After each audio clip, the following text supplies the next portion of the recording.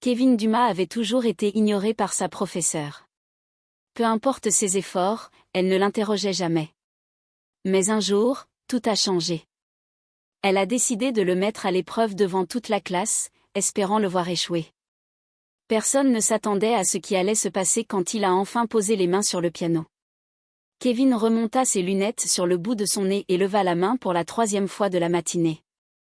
Comme à chaque fois, Madame Charpentier fit semblant de ne pas le voir, son regard glissant sur lui comme s'il était invisible.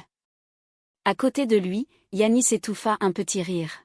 « Je crois que tu devrais porter un de ces gilets de sécurité fluorescents, mec, » murmura Yanis.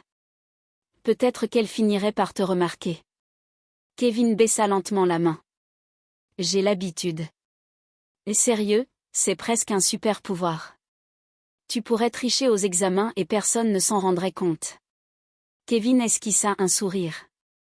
Pas besoin, je bosse.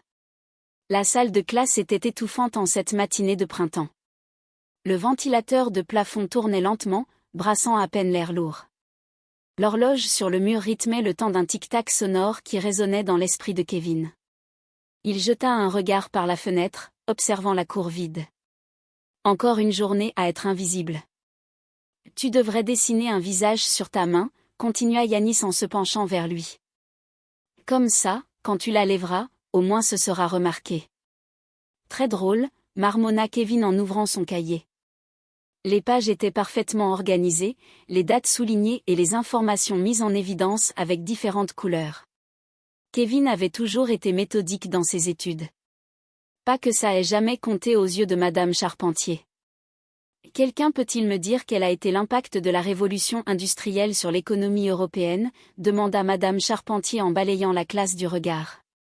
Kevin leva la main encore une fois par réflexe, sans grand espoir. À sa surprise, le regard de la professeure s'arrêta sur lui. Son cœur s'accéléra. Monsieur V, lança-t-elle comme si elle prononçait un nom étrange. Voyons si vous avez suivi. Un silence pesant s'installa dans la classe. Yanis tourna la tête vers lui, les yeux écarquillés. Kevin sentit le regard de ses camarades, certains curieux, d'autres semblant attendre qu'il se trompe. La révolution industrielle a transformé l'économie européenne en passant d'un modèle majoritairement agricole à un modèle industriel et manufacturier, commença Kevin, sa voix plus assurée qu'il ne l'aurait cru. Cela a entraîné une croissance économique sans précédent. L'émergence de nouvelles classes sociales et une transformation radicale des systèmes de production. Cela a également conduit à l'apparition des premières lois du travail en raison des conditions souvent inhumaines dans les usines. Un silence suivit sa réponse. Madame Charpentier cligna des yeux comme si elle ne s'attendait pas à ça. Correct, dit-elle finalement. Étonnamment précis. Étonnamment, Kevin faillit le dire à voix haute mais ravala ses mots. Le cours reprit. Madame Charpentier continua d'expliquer les transformations sociales liées à l'industrialisation. Kevin prit des notes, ignorant les regards occasionnels de ses camarades. Être remarqué, même un instant, était une sensation étrange après tant de temps passé dans l'ombre. Elle t'a interrogé parce qu'elle pensait que tu n'aurais pas la réponse, chuchota Yanis.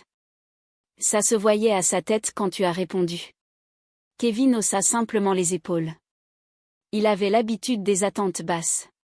Sa mère lui disait toujours que les gens silencieux étaient souvent sous-estimés. Certes en a ton avantage, lui conseillait-elle. Quand la sonnerie retentit, Kevin rangeait ses affaires quand la voix de la professeure s'éleva. « Monsieur Van, vous pouvez rester un instant ?» Son cœur fit un bond. Yanis lui donna une tape sur l'épaule avant de partir. Bonne chance, l'homme invisible. La salle se vida rapidement et Kevin s'approcha. Madame Charpentier l'observa, ses doigts tapotant le bois verni. « J'ai entendu dire que votre grand-père était pianiste, finit-elle par dire. Sont-on trop décontractés pour être sincères ? Kevin déglutit. Oui, madame. Professionnel. Il a joué avec des orchestres en Europe avant d'émigrer ici. Fascinant. Un étrange sourire se dessina sur ses lèvres. Demain, nous aurons un cours spécial sur l'influence des arts à travers l'histoire. Je pense que ce serait éducatif pour tout le monde si vous nous faisiez une démonstration de cet héritage. Que diriez-vous de jouer un morceau devant la classe? L'estomac de Kevin se noua. Ce n'était pas une invitation, c'était un défi. Le vieux piano désaccordé de l'auditorium, les regards des élèves, la tentation de le voir échouer. Demain, demanda-t-il, cherchant du tampon. À moins que ce ne soit un problème, répondit Madame Charpentier, son ton laissant entendre qu'elle espérait que ça le soit. Peut-être n'avez-vous pas hérité du talent de votre grand-père? Il y avait quelque chose dans son sourire, une certitude qu'il allait refuser, qu'il allait confirmer l'image qu'elle avait de lui, un sans intérêt, sans talent particulier. Ce n'est pas un problème, répondit Kevin, surpris par sa propre assurance. Je peux jouer. Madame Charpentier haussa un sourcil. Vraiment? Eh bien, cela promet d'être intéressant. Le piano de l'auditorium n'est pas exactement un Steinway, vous savez. Peu importe, n'importe quel piano fera l'affaire. La professeure sembla un instant prise au dépourvu, mais se reprit vite. Très bien, j'ai hâte de voir ça. Elle se mit à ranger ses papiers, signe évident qu'il était congédié. Kevin se dirigea vers la porte mais s'arrêta. Madame Charpentier? Oui. Pourquoi ne m'interrogez-vous jamais en classe? La question resta suspendue entre eux. Madame Charpentier ajusta ses lunettes, mal à l'aise. J'interroge les élèves qui, selon moi, ont besoin de plus de pratique pour s'exprimer, répondit-elle enfin. Vous avez toujours semblé à l'aise dans l'anonymat. Kevin hocha lentement la tête. Je vois. Alors, à demain. En quittant la salle, son cœur battait à tout rompre. Il savait exactement ce qu'elle faisait. Ce n'était pas une question de musique ou d'histoire, c'était une tentative d'humiliation. Elle voulait le mettre dans une situation où il échouait, prouvant qu'il n'avait rien de spécial. Ce que Madame Charpentier ignorait, c'était que les gens les plus silencieux sont parfois ceux qui ont le plus à dire ou, dans ce cas, à jouer. Kevin toucha à peine à son dîner ce soir-là. Assis à la table de la cuisine, il poussait sa nourriture d'un côté à l'autre de son assiette, perdu dans ses pensées. « Tu es encore plus silencieux que d'habitude », remarqua Nadège, sa mère, en essuyant une assiette. « Il s'est passé quelque chose à l'école ?» Kevin hésita.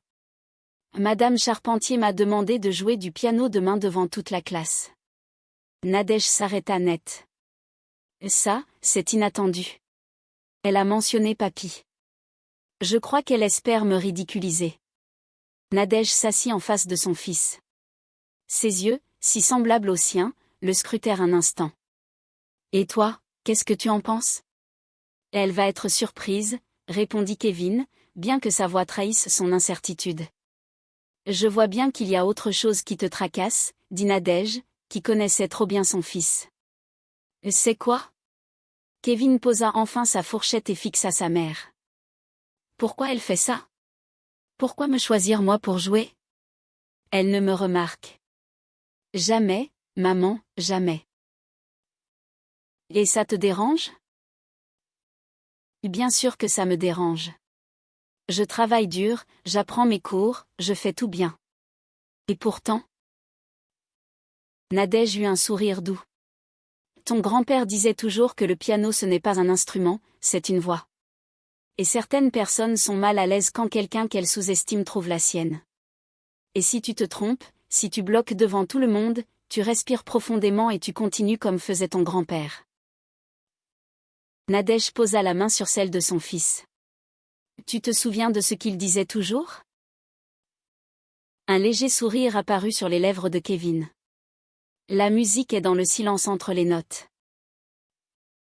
Exactement. Là elle serra doucement sa main. Utilise ces silences, mon fils, ils t'appartiennent.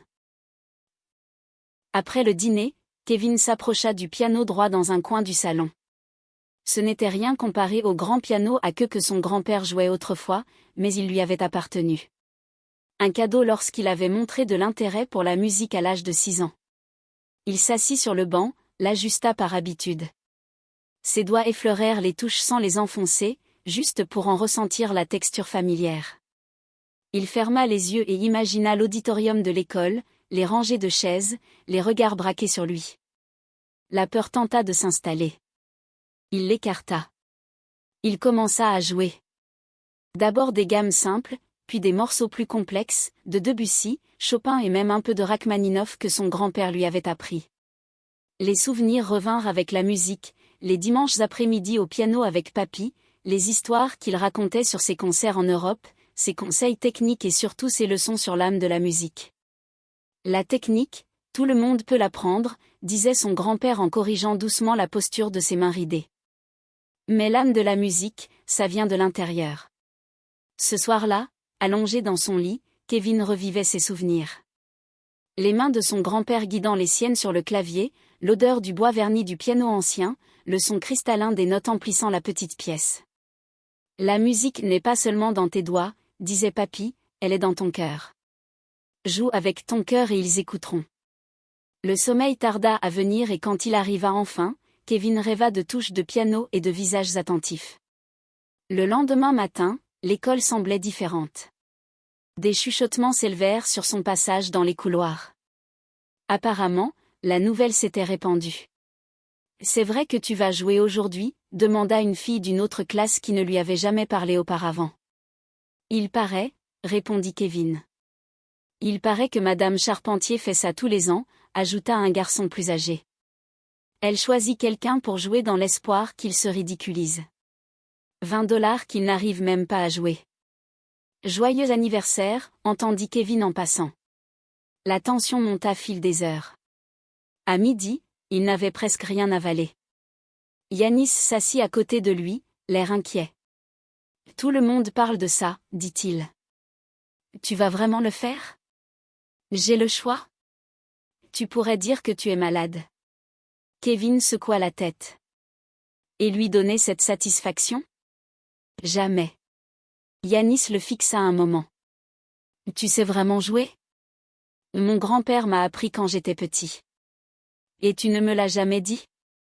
Mais mec, c'est une double vie ou quoi?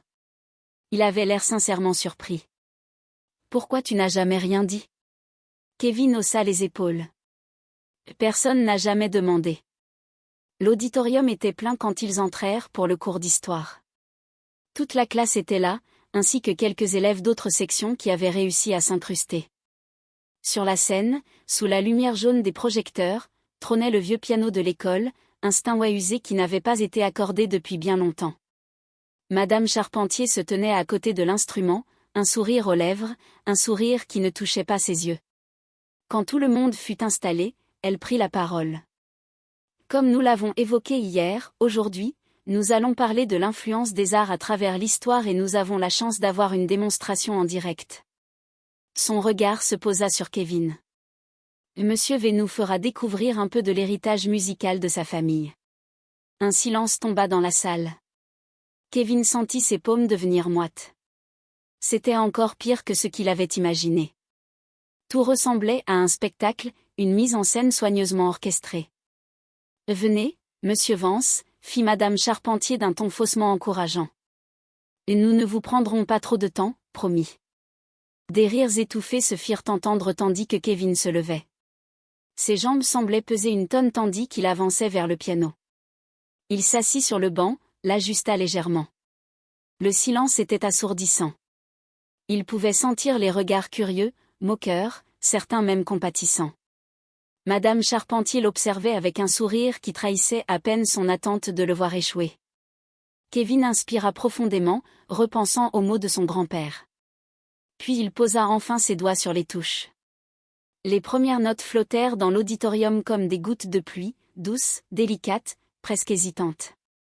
Kevin avait choisi de commencer par « Clair de lune » de Debussy, un morceau que son grand-père décrivait toujours comme une histoire racontée sans mots. Un murmure surpris parcourut la salle. « Il se débrouille vraiment », souffla quelqu'un avant d'être immédiatement réduit au silence par un autre élève. Peu à peu, Kevin oublia où il était. Ses doigts trouvèrent les touches avec aisance, dansant sur la mélodie comme s'il conversait avec elle.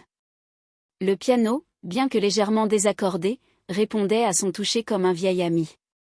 Dans sa mémoire, il voyait son grand-père assis à ses côtés sur le banc du piano familial, son sourire bienveillant, sa patience infinie. La musique, ce n'est pas juste de la technique, Kevin, c'est de l'émotion. C'est raconter une histoire sans avoir besoin de mots, et maintenant, c'était exactement ce qu'il faisait. Chaque note était un fragment de cette histoire, les moments de solitude, le fait d'être ignoré, ce désir d'exister aux yeux des autres. La mélodie montait et descendait, construisant des tensions, libérant des éclats de clarté cristalline. Au fond de la salle, une fille ferma les yeux, se laissant emporter par la musique.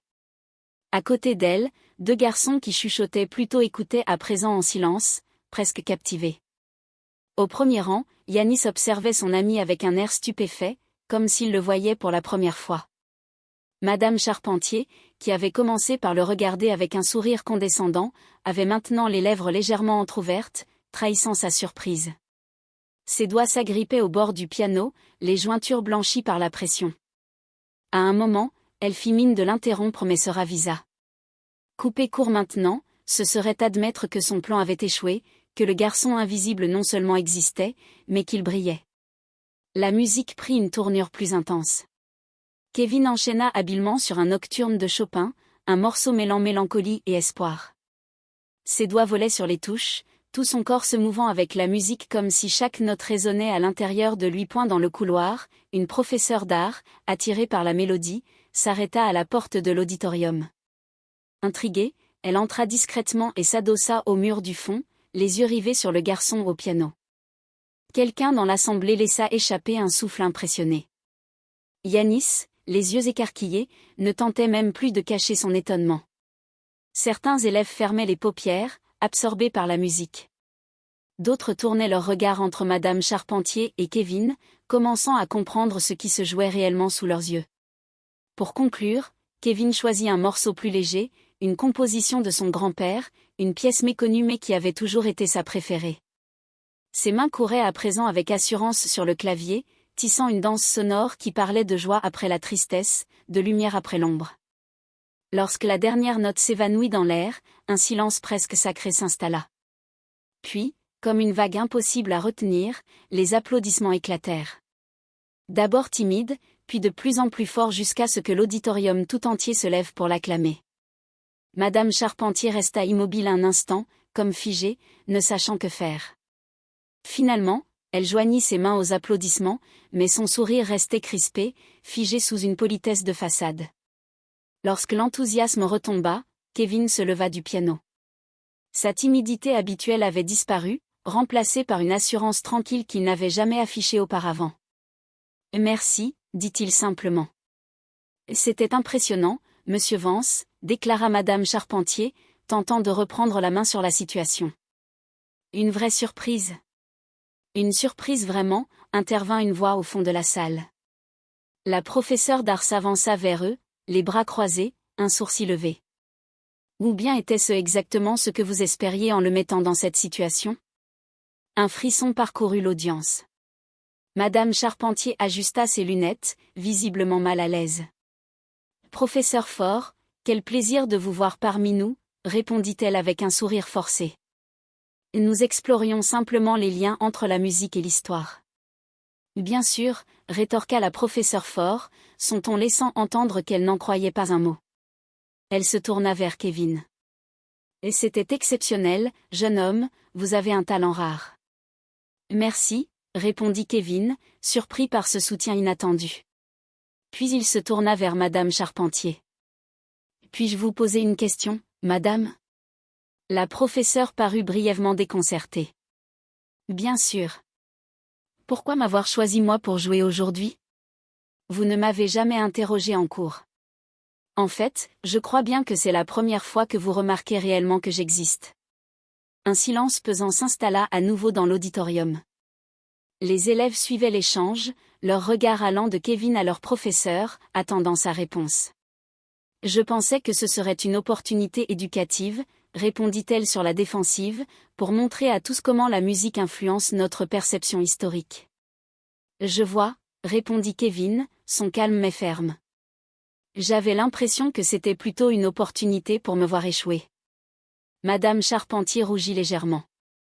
C'est une accusation grave, monsieur Vance. Ce n'est pas une accusation, répondit-il. C'est une observation. Avant qu'elle ne puisse répondre, la sonnerie retentit, rompant l'atmosphère tendue.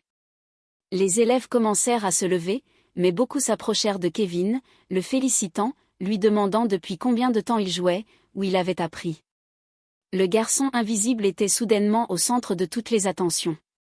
Dans un coin de l'auditorium, Madame Charpentier observait la scène, son visage figé dans une expression de neutralité maîtrisée, mais où perçait un malaise évident. La professeure Force s'approcha d'elle. « Vous savez, Hélène, nos élèves les plus silencieux sont parfois ceux qui ont le plus à nous montrer. Peut-être devrions-nous apprendre à mieux les regarder ?» Madame Charpentier ne répondit pas. Elle se contenta d'un hochement de tête rigide avant de tourner les talons. Le lendemain matin, en entrant dans l'école, Kevin sentit que quelque chose avait changé. Rien de visible à première vue. Le bâtiment était le même, les salles de classe n'avaient pas bougé et les couloirs sentaient toujours la craie et les produits d'entretien. Mais les regards, eux, étaient différents. Et le pianiste lança un garçon de l'équipe de basket qui ne lui avait jamais adressé la parole. « T'as assuré hier. » D'autres lui faisaient un signe de tête en passant. Certains s'arrêtaient même pour échanger quelques mots. Son nom était sur toutes les lèvres et pour la première fois, ce n'était pas pour parler du garçon discret ou du premier de la classe du fond. « Alors, ça fait quoi d'être une star ?» plaisanta Yanis en le rejoignant devant son casier. « Très drôle », répondit Kevin bien qu'il ne puisse s'empêcher de sourire. « Tout le monde parle de toi. Tu as carrément mis Madame Charpentier KO. » Ce n'était pas le but. « Ah non ?» Yanis haussa un sourcil. « Alors c'était quoi ?» Kevin réfléchit un instant. « Je voulais juste être vu, je crois. Pas comme une blague ou un échec mais pour ce que je suis vraiment. » Yanis hocha la tête, pensif. « Eh bien, c'est réussi. Et maintenant tu rejoins le club de musique ? Tu te lances dans des concerts ? » « Pour l'instant, j'aimerais surtout réussir mon contrôle d'histoire, » répondit Kevin en refermant son casier. En cours d'histoire, Madame Charpentier était fidèle à elle-même, coiffure impeccable, tailleur strict, ton maîtrisé. Mais quand son regard croisa celui de Kevin, ce fut elle qui détourna les yeux la première. Le cours se déroula normalement, mais une tension subtile flottait dans l'air. Les élèves semblaient plus attentifs lorsque Kevin prenait la parole. Et surtout, Madame Charpentier l'interrogeait, non plus pour le piéger, mais avec une sorte de reconnaissance réticente. « Monsieur Vance, dit-elle à un moment, voudriez-vous partager votre point de vue sur l'impact culturel de la révolution industrielle ?» Il n'y avait ni sarcasme ni condescendance dans sa voix, juste une formalité prudente. Kevin répondit avec clarté, une fois terminé, Madame Charpentier acquiesça. « Merci pour votre contribution, » dit-elle simplement avant de poursuivre son cours. À la pause déjeuner, Kevin était en train de manger son sandwich quand Yanis vint s'asseoir à côté de lui, suivi de deux autres camarades qui, d'ordinaire, restaient à une autre table. « Mec, tu aurais pu me dire que tu jouais comme ça, » dit Yanis en lui donnant une tape sur l'épaule. « J'aurais parié sur toi et je serais riche. » Kevin sourit. C'était drôle de voir la tête de tout le monde, surtout celle de Madame Charpentier. « Je l'ai jamais vue aussi désemparée, » ajouta un troisième. « Je crois qu'elle voulait t'humilier, » intervint un autre. « Elle a fait un truc du genre à ma sœur il y a 2 ans. » Sauf que ma sœur, elle n'avait vraiment aucune idée de ce qu'elle faisait. Kevin haussa les épaules. C'est alors qu'il aperçut Madame Charpentier entrant dans le réfectoire. Leurs regards se croisèrent brièvement. Dans ses yeux, il y avait quelque chose de différent. Ce n'était pas du regret, peut-être pas du respect, mais une forme de reconnaissance. Elle savait qu'il savait et cette fois, ce fut elle qui détourna le regard la première point après les cours. Kevin rangeait ses affaires dans son sac lorsque la professeure apparut dans le couloir. Un instant, elle sembla prête à passer son chemin, mais elle s'arrêta finalement. « Monsieur Vance » l'appela-t-elle d'un ton neutre. « Puis-je vous parler un instant ?» Kevin hocha la tête et s'approcha. Le couloir était presque vide, la lumière de fin d'après-midi dessinant de longues ombres sur le sol. « Votre prestation hier » commença-t-elle, pesant ses mots. C'était réellement impressionnant. Vous avez un talent indéniable. Merci, Madame Charpentier. Un silence gênant s'installa. À propos de ce que vous avez dit ensuite sur mes intentions, elle ajusta ses lunettes. Je tiens à préciser que je n'ai jamais voulu vous mettre dans une position inconfortable. Kevin l'observa un instant. C'était probablement la forme d'excuse la plus proche qu'il obtiendrait. D'accord, répondit-il simplement. Il est facile de sous-estimer ceux qui restent discrets, ajouta-t-elle.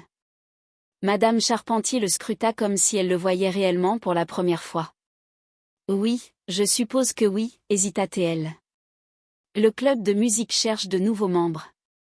Il serait sûrement impressionné par votre talent. Je vais y réfléchir. La professeure hocha la tête et fit demi-tour. Puis soudain, elle se retourna une dernière fois.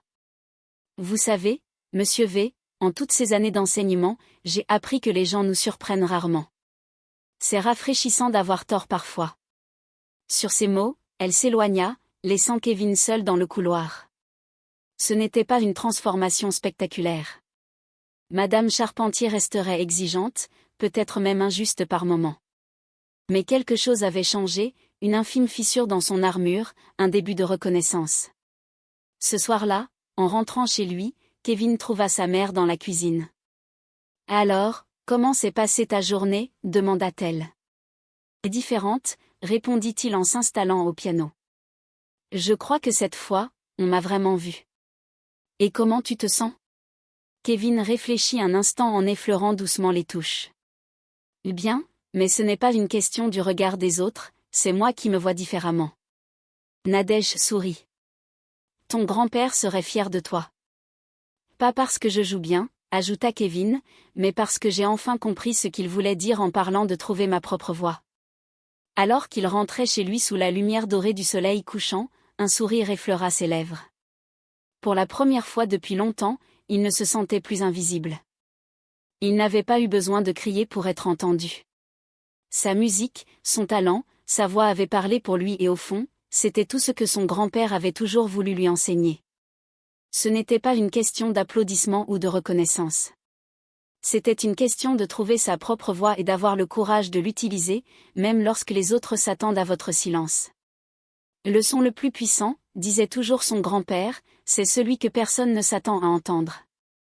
Tandis qu'il marchait vers chez lui, une nouvelle mélodie se formait déjà dans son esprit.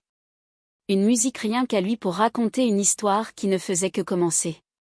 Parfois, la meilleure réponse à ceux qui doutent de vous ne réside pas dans les mots, mais dans ce que vous êtes capable de faire. Kevin n'a pas eu besoin de débattre ni de se justifier.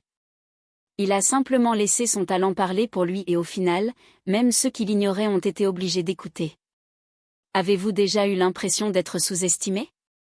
Que quelqu'un vous regarde et décide que vous ne méritez même pas une chance ?